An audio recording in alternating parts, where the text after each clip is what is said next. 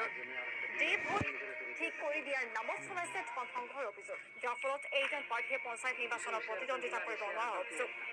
চমৰীয়া ৰাজচক্ৰ এলেকাধীন ৩ নং দক্ষিণ ৰঙাপানী গাঁৱৰ বিএলঅ জামালে ভোট ঠিক কৰি দিয়াৰ নামত ধন সংগ্ৰহৰ অভিযোগ।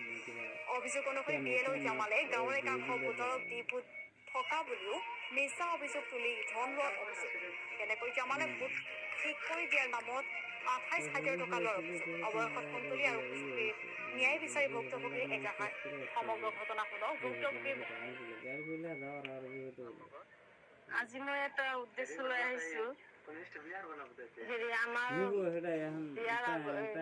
দেউতাকৰ ঘৰত মানে আমাৰ ভোটৰ নামটো আছিল, ফটো দিছিলো এবাৰ। দিয়াৰ পিছত মানে মোৰ বিয়া হ'ল দানবাৰীত হোৱাৰ পিছত মানে তাতে ভোটৰ নামটো দিলো।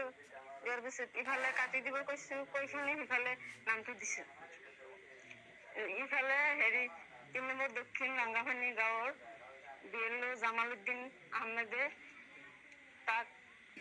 তাক মানে ভোটটো কাটিবৰ কাৰণে কোৱা হৈছিল আৰু সেইফালে আমি ভোটৰ নামটো দিয়া হৈছিল।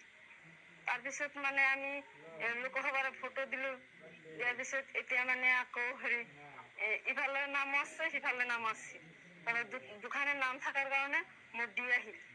দি অহাৰ পিছত সেই দি কাটাৰ কাৰণে সি মানে মোৰ পৰা আকৌ ৮,০০০ টকা ল'লে। লোৱাৰ পিছত সেই ডিটো কাটি দিব বুলি কৈছিল। কোৱাৰ পিছত মানে এতিয়া আমি আকৌ নমিনেশ্যন খেলাৰ পিছত এতিয়া আমি চব কাগজ ডকুমেণ্ট জমা কৰিছো। মানে সি আকৌ এদিন সোধা হৈছিল, কয় যে নাই নামটো কাটিবৰ কাৰণে আৰু ২০,০০০ টকা লাগিব, নহলে নহব। আকৌ ২০,০০০ টকা দিলো। দিয়াৰ পিছত সিয়াক সুধিলো, সি কলে কামটো হৈ গৈছে বুলি কলে।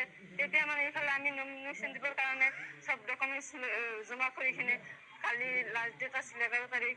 আমি গোৱালপাৰা ডিষ্ট্ৰিক্টৰ মাটিয়া ব্লকটোত যাই কিনে নমিনেশ্যন দিব যাই কিনে সি মানে এতিয়া চব ডকুমেণ্ট জমা দিয়াৰ পিছত অফিচাৰে চালে সিহঁতৰ যিটো ভোটাৰ লিষ্ট তাতে নাম নাই।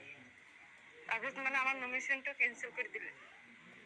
আনজোৰা নামৰ ছোৱালীজনী মই নিজে পাতিছি। ইয়াক বিয়া দিছো আমি ধানবাৰীত। আমাৰ ইয়াতে আগতে ভোট আছিল, এতিয়া ধানবাৰীতে বিয়া দিয়াৰ পিছত তাতে ভোট লিখি দিব লাগে। আমাৰ বিয়ালৰ ৩ নম্বৰ দক্ষিণ ৰঙাপানী প্ৰাথমিক বিদ্যালয়ৰ হেডমাষ্টাৰ জামালউদ্দিনক ক'লো যে আমাৰ বাস্তিজনীৰ নামটো কাটি দিব লাগে, তাতে নাম লিখি দিব। তাৰপিছত ক'লে যে ঠিক আছে, কাগজ পাতি জমা দিয়ক, আমি লিখি দিম।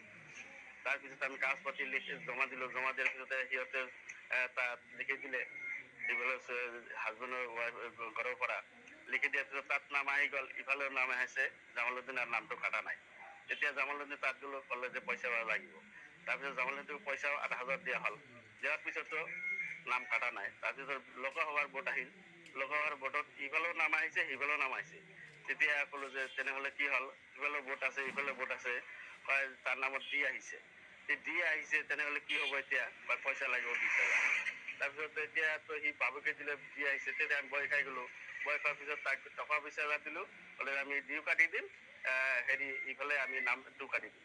এতিয়া আমি বস্তুটো চালি চালো, দি একো হোৱা নাই। আমাৰ পৰা মিছা বাবুকি দি টকা ২০,০০০ লৈছে। এতিয়া তাৰমানে ইফালে আমি যেতিয়া আকৌ ধৰাৰ পিছত ক'লে ঠিক আছে, আমি নামখিনি কাটি দিম আৰু সি মোৰ বাতিজনী তাৰমানে নমিনেশ্যন খেলিব, ইলেকশ্যন খেলিব। সেইকাৰণে আহি সুধিলো, ঠিক আছে আপোনালোকে কাগজ পাতি অকে কৰক, আমি নামখিনি কাটি দিম, টেনশ্যন ল'ব নালাগে। তেতিয়া আমি সেইবিলাক কাগজ পাতি চব অকে কৰি কালিৰ লাষ্ট ডেট আছিল নমিনেশ্যন দিয়াৰ সময়ত এতিয়া অফিচাৰে ক'লে যে নাই, নাম তাতেও আছে, ইয়াতো আছে।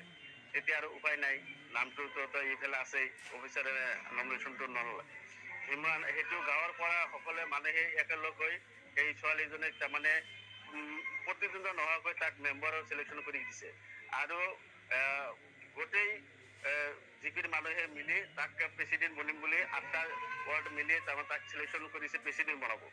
এতিয়া এই ছোৱালীজনী এতিয়া যাই তাত নমিনেশ্যন দিব পৰা নাই। এতিয়া আমাৰ যি ছোৱালীজনী কান্দি কাটি বেহুচ হৈ গৈছে। এতিয়া কথা হ'ল, এই জামালউদ্দিন মানুহজনী এতিয়া এনেকুৱা হৈছে, তাৰমানে যদিও মাষ্টাৰ, কিন্তু সি একদম 420 মানুহ। সি কি কৰে, এজন মানুহৰ লগত যদি চক্ৰান্ত থাকে, তাৰ লগত আক্ৰোশ থাকে, কি কৰে, তাৰ যিয়ে মানুহটো তাৰ নামত মৃত্যু বুলি ঘোষণা কৰি এইবিলাক প্ৰমাণ 2-3টা আছে, আমি দিব পাৰিম লাগিলে। আৰু আমাৰ ছোৱালীজনৰ লাইফটো একেবাৰে বৰবাদ কৰি দিলে। এনেকুৱা চান্স আৰু জীৱনত পাব নেকি? গতিকে আমি আইনৰ ওচৰত আহিছোঁ, আইনৰ আৰক্ষী চকীক আমি এজাহাৰ দিছোঁ। আৰক্ষী চকী বাৰ্ষিকে বিষয়ে আমাক ইয়াৰ ইনচাফ দিম বুলি আশা দিছে।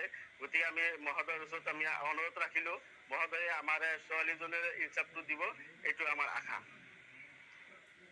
ত্যাগ কৰিলে